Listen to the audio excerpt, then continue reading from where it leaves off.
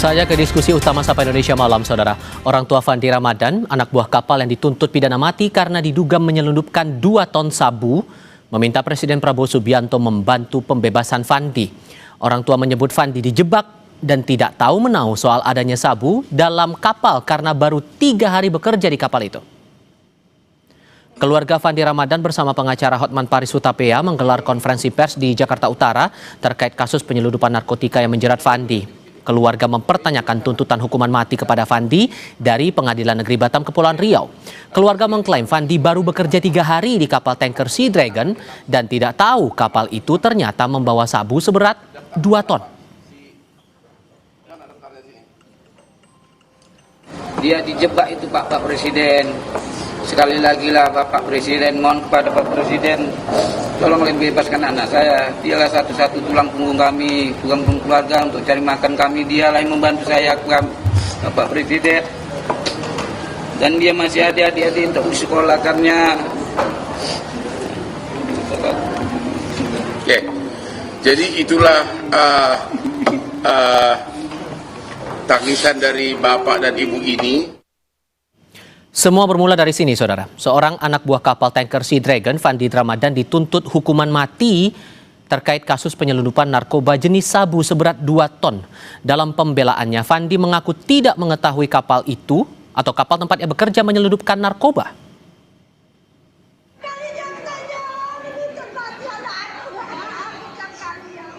Tangis ibu Fandi Ramadan pecah setelah jaksa memberi tuntutan hukuman mati kepada Fandi atas kasus dugaan penyelundupan 2 ton sabu. Keluarga menilai Fandi tidak mengetahui kapal tempat ia bekerja membawa sabu. Kuasa hukum menyebut Fandi berada di dalam kapal tanker Sea Dragon karena bekerja. Ia melamar kerja ke kapal tanker Sea Dragon karena dari informasi yang ia dapat, kapal itu membawa minyak.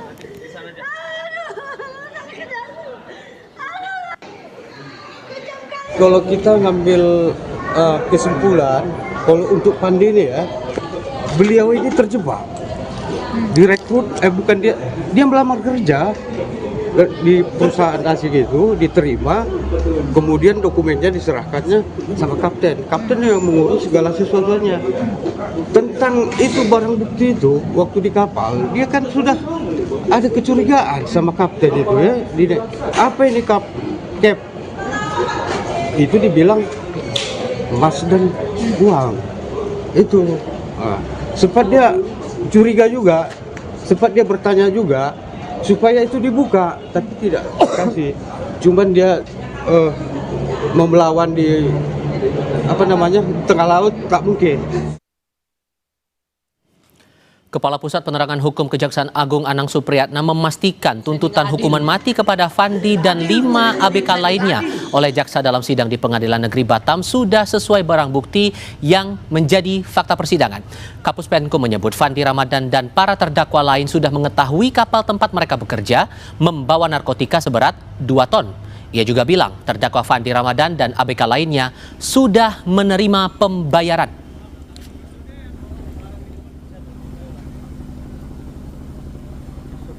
Itu jenis sabu di tengah laut dan para terdakwa sadar dan mengetahui, termasuk yang ABK itu mengetahui bahwa barang itu adalah barang narkotika dan itu disimpan sebagian ada di haluan kapal, sebagian lagi disembunyikan di bagian dekat mesin.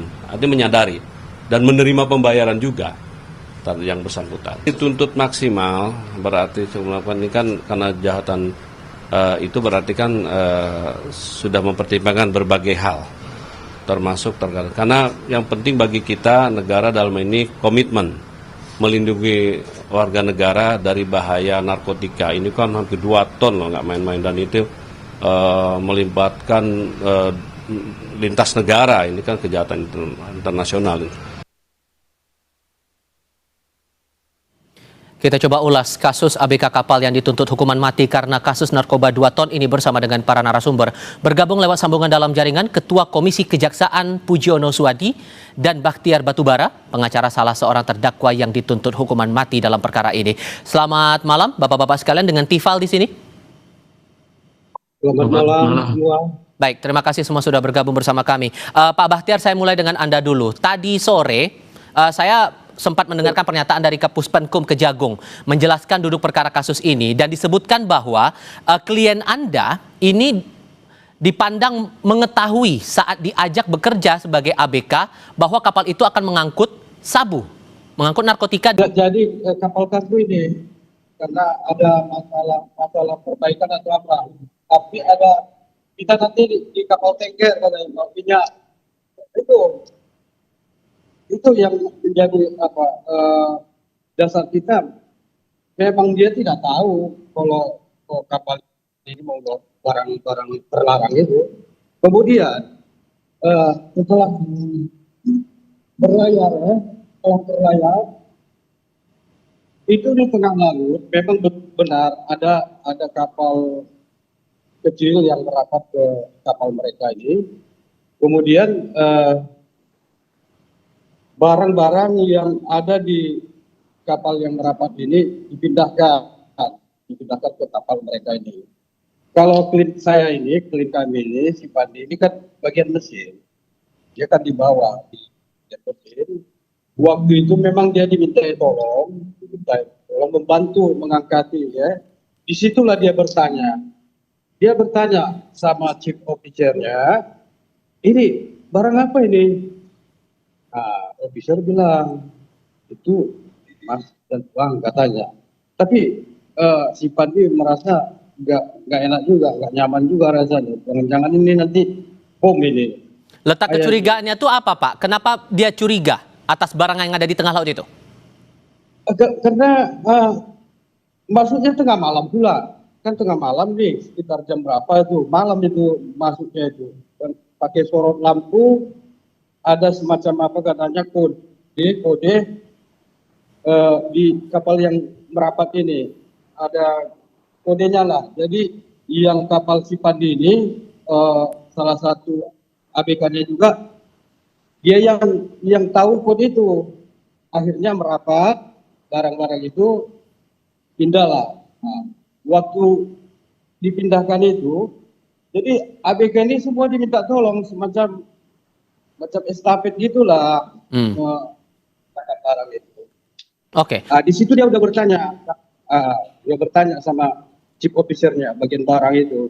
Dibilang itu emas sama uang, nggak apa-apa katanya. Kemudian besoknya paginya dia nggak enak langsung bertanya sama kapten. Kapten juga jawabannya sama. Dan kapan klien Anda menyadari bahwa barang itu ternyata adalah narkoba, Bang? Curiga. Oke, ya awalnya curiga, tapi kalau kemudian sekarang kan disebutkan bahwa barang itu narkoba, baru akhirnya menyadari itu setelah pas penggerebekan itu atau gimana? Klien kami itu menyadari kalau itu narkoba setelah itu di pelabuhan Tanjung Uncang di Batam. Setelah dibongkar ya sama pihak Bea Cukai dan BNN waktu itu. Oke. Digeledah, diperiksa, disitulah mereka sadar ini kalau itu ternyata narkoba. Oke. Pak Puji, saya ke Anda kalau begitu. Dari pihak keluarganya Fandi bersama dengan pengacara Hotman Paris Hutapea juga sudah menyampaikan beberapa hal. Sejak sebelum dia akhirnya bekerja di kapal itu disebutkan bahwa ia bekerja di kapal kargo. Tadi sudah dijelaskan juga oleh pengacaranya bahwa sempat ada kecurigaan. Kemudian ada penjelasan dari bos di kapal itu bahwa itu disebutkan uang dan emas. Baru belakangan saat penggerebekan diketahui bahwa itu narkoba. Jadi bagaimana kemudian dari Anda selaku Komjak melihat bahwa ada peran dari Fandi ini yang kemudian dianggap ikut terlibat dalam masalah pengedaran narkoba itu? Ya, pertama begini, ada dua versi yang beredar baik di media maupun di persidangan ya. Baik itu di media ya versinya pengacara, versinya Mas Fandi, dan juga versinya penyidik maupun penuntut umum yang kemudian beredar baik itu di fakta persidangan, di persidangan ataupun kemudian di media. Nah, terhadap dua fakta ini kan kita harus mengetahui bahwa hukum pidana kita itu kan untuk menegakkan benangnya dibutuhkan prosedur. Nah, prosedurnya ini celakanya kan dalam beberapa hal belum bisa membuka tabir terhadap akses kuasa. Tabir kuasa itu misalnya dalam pengumpulan beberapa alat bukti yang kita lihat ya, dalam alat bukti yang kita lihat kan membutuhkan saksi, baik itu saksi fakta, keterangan ahli dan beberapa yang lain itu dibutuhkan kuasa. Nah, sementara kalau kita lihat riwayat dari Fandi ini memang ada jebakan ekonomi dalam tanda kutip ya yang kemudian menjadikan dia terpaksa bekerja di tempat yang ya mungkin sebenarnya dia tidak berniat ke sana atau bahkan kemudian bisa dicurigai gennya itu bahkan kemudian bisa ditelusuri juga dugaan melakukan TPPU juga memungkinkan karena kan orang-orang yang terjebak secara ekonomi kemudian ya melakukan akhirnya pada akhirnya tidak ada pilihan lain ketika sudah di sana melakukan kejahatan itu yang kita sebut ya narkoba itu kan musuh bersama ya dan itu sebagai kejahatan masih kejahatan luar biasa di Indonesia. Nah, itu yang pertama. Nah, yang kedua juga yang perlu kita lihat juga yang ya seharusnya kalau kemudian kuasa tabir prosedur itu dibuka, kan bisa kemudian dalam kuhap baru itu memberikan beberapa peluang. Misalnya peluang satu adalah saksi mahkota. Saksi mahkota itu dia bisa kemudian si Fandi ini bisa kemudian memohon baik dalam proses penyidikan maupun penuntutan untuk kemudian tidak dihukum mati bahkan seumur hidup. Bahkan kalau ancaman pidananya itu di bawah 7 tahun kan bisa pengawasan ya. Nah, yang kedua juga selain saksi mahkota ini proses kan belum berakhir. Di fakta persidangan memang kalau kita lihat karena kurangnya kuasa itu sehingga seolah-olah bahwa Fandi ini mau tidak mau terlibat dengan 5 ABK yang lain seperti melakukan perbuatan bersama-sama baik itu dengan kesengajaan maupun dengan kelalaian yang secara sadar kemudian muncul di sana. Tetapi ada sisi yang kemudian harus dilihat adalah di dalam KUHP baru kita itu, dalam KUHP baru kita itu, ketika ada benturan antara keadilan dan kemanusiaan ya, antara keadilan dan kepastian hukum, antara kepastian dan keadilan, maka yang dipilih adalah keadilan. Ini masih ada gerbang terakhir di hakim, maka kita berharap nanti di hakim bisa kemudian memutus berdasarkan keadilan yang sebenarnya bisa menggali. Walaupun kemudian, sorry saya potong Pak, walaupun kemudian disebutkan dari pihak keluarga tidak jelas juga penjelasan siapa penerima dari barang-barang itu, Anda melihat tetap bahwa Fandi ini ada peran dalam kasus pengedaran narkoba ini?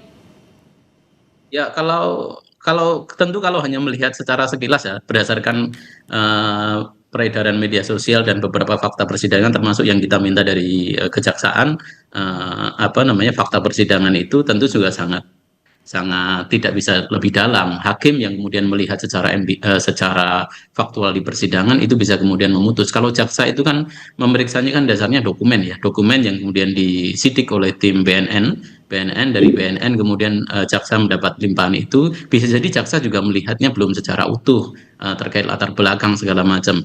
Seketika kemudian sudah ada 2 alat bukti yang cukup dan kemudian tidak ada alasan-alasan meringankan, misalnya ada ahli yang mengatakan bahwa dia di situ dia di situ karena dijebak segala macam karena ketidaktahuan dia dan segala macam itu yang kemudian bisa meringankan di fakta persidangan. Nah, prosedur inilah yang kemudian jadi batasan. Nah, kita paham itu. Karena itu ya.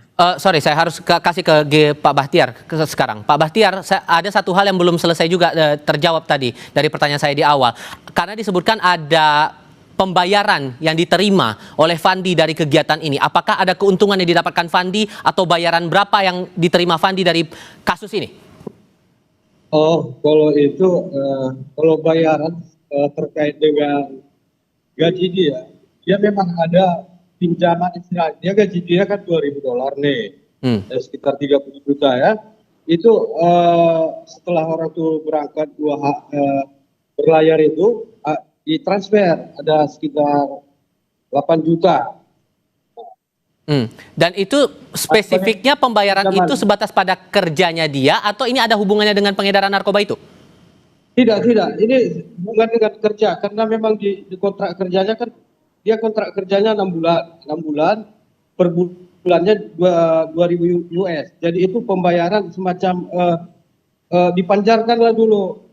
Kan mereka ini kan nggak pegang duit, ini mau berlayar ini, yang mau ditinggalkan sama keluarga, itu maksudnya. Saya minta penegasan Anda, apakah ada keuntungan yang didapatkan oleh Fandi dalam konteks pengedaran narkoba itu? Tidak ada sama sekali, dan dia tidak tahu kalau ini ada mengedarkan narkoba kan tidak tahu dia dari awal. Jadi tidak ada keuntungan, malah petaka sama dia nih masuk di kapal ini, Pak. Oke, atas perspektif dari Pak Puji mewakili Komisi Kejaksaan tadi, posisi Anda akan bagaimana mewakili klien Anda ini, Bang Bahtiar? Kami berharap ya pihak kejaksaan ya sesuai dengan fakta lah, menuntut itu boleh. Kita tidak tidak setuju dengan peredaran narkoba, tapi kita harus menerapkan hukum sesuai dengan porsinya gitu loh. Oke. Apalagi klien saya ini paling rendah di situ, jabatannya kok disamakan semua, kok tidak melihat kedudukan dia di situ, apalagi dia bagian mesin kan tidak tahu menahu tentang barang-barang ya. Itu kan yang tahu itu kan chief officer, soal barang-barang kan officer yang lebih mengetahui. Kalau si Fandi ini kan taunya di mesin, merawat mesin, itu aja tahu dia. Karena dia minta bantu, mungkin ya jaksa berpendapat karena dia ikut membantu tadi mengangkat itu. Janganlah disamakan bahwa dia ikut sekongkol di situ. Oke, Pak Puji, dalam konferensi pers yang tadi, Hotman Paris Hutapea juga meminta kepada Jaksa Agung untuk menurunkan tim buat eksaminasi lagi tuntutan ini, dan dia bilang demi keadilan surat tuntutan itu bisa dicabut. Seberapa besar peluang itu menurut Anda, Pak Puji? Ya, tentu kan dasarnya kan karena ini ya tadi sekali lagi melihatnya kan dari prosedur fakta persidangan. Nah, fakta persidangan yang kemudian muncul kan memang sekali lagi ada subordinat kuasa dari Fandi ini untuk mengungkap fakta yang sebenar-benarnya, sehingga apa yang disampaikan oleh Pak Ridwan dan segala macam itu tidak terungkap secara lebih jelas di persidangan. Nah, ya kalau baik-baik saja, artinya kita juga bisa dorong, dan kita tahunya juga baru saja ya karena berita ini viral ya. Kalau seandainya saja nanti ini sudah agak lama, tentu kita juga akan memonitor sejak awal, jangan sampai kemudian kasus-kasus seperti ini yang akhirnya jadi terpidana itu hanya ya, apalagi orang yang baru kemudian masuk di jaringan seperti ini, yang apalagi merasa dijebak dalam tanda kutip, tidak tahu menahu ini, sedangkan bosnya segala macam itu bebas berkeliaran saja dan tidak pernah tersentuh. Jangan sampai seperti itu, sehingga kita akan bertanya juga keadilan dalam porsi seperti apa gitu tapi sekali lagi ini kan jaksa kan melihatnya dari sisi berkas. Nah, bagus-bagus saja untuk kemudian yang disampaikan oleh Pak Hotman itu sebagai masukan, dan tim juga bisa kemudian turun. Hanya saja kan ini sudah proses tuntutan, tinggal kemudian menjawab di hakim. Kita masih punya benteng terakhir di hakim, dan kita berharap nanti hakim ketika kemudian memutus pun itu bisa mendasarkan pada keadilan daripada kemudian kepastian, seandainya memang betul fakta yang disampaikan oleh Pak Ridwan itu benar bahwa Fandi ini dijebak. Tapi apa dalam aturan yang ada, Pak, hal apa yang memungkinkan surat tuntutan itu bisa dicabut, Pak Puji? Ya, kita bisa menggunakan atas dasar leg favorio ya.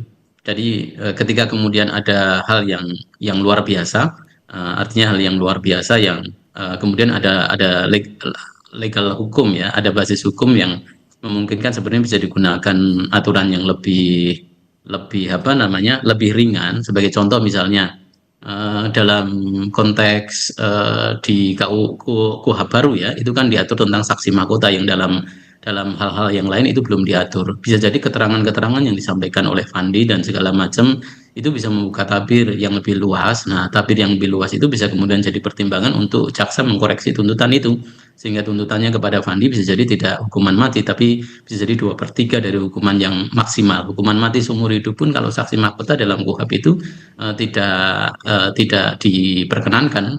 Jadi 2/3 dari hukuman maksimal. Kalau toh kemudian yang disampaikan oleh dari kubu Pak Ridwan ini, dari kubu Fandi ini memang benar seperti itu gitu, bahwa dia bagian dari korban segala macam itu, dia bisa kemudian mengajukan sebagai saksi mahkota. Bahkan lebih dari itu kalau misalnya fakta-fakta bisa menunjukkan bahwa memang dia bagian dari, ya siapa tahu memang dia bagian dari PBU, objek TPPU, orang yang kemudian diperjualbelikan, diperdagangkan untuk melakukan aktivitas bisnis haram, narkoba, yang dia tidak tahu menahu, ini ternyata bagian dari TPPU, sehingga dia bukan seharusnya bukan jadi pelaku, tapi bisa jadi korban. Pak Bahtiar, Tapi, Pak Bahtiar, seyakin apa Anda bahwa jaksa atau surat tuntutan ini bisa dicabut sesuai dengan harapan Anda dan klien Anda bahwa ya posisinya masih tetap tidak ada keterlibatan dalam peredaran narkoba ini?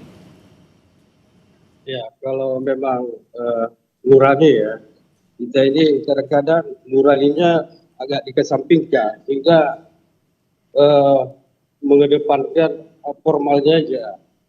Ini sebenarnya kalau nurani ya, apalagi kalau kami lah yang memang mengikuti dari awal persidangan, kami yakin betul kalau soal keterlibatan si Pandi Pilin kami ini untuk dalam peredaran ini atau mufakat jahat untuk melakukan pengangkutan ini, dia sama sekali tidak terlibat. Jadi kalau memang dimungkinkan, kalau bisa dirubah lagi tuntutan itu, ya kami sangat berterima kasih. Ya. Untuk Kemudian tanggal 23 nanti pledoi akan bagaimana, Bang? Ya, kalau memang itu kan sudah agenda persidangan ya, agenda persidangan terjadwal ya. Pledoi tetap kita memang disampaikan, tapi sebelum kami menyampaikan pledoi, kami akan bermohon kepada majelis hakim kiranya masih diperkenankan sama kami untuk kemarin itu ada ahli yang belum bisa kami hadirkan karena hal tertentu lah.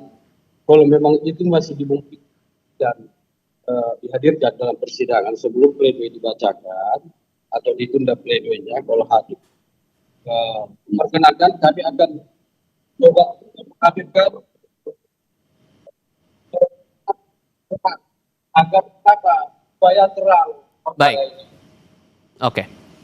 Kita masih perlu melihat lagi saat pledoi akan dilangsungkan tanggal 23 Februari nanti. Pak Bahtiar, Pak Puji, terima kasih banyak sudah mau berdiskusi bersama kami kali ini. Sehat selalu semuanya. Selamat malam. Malam.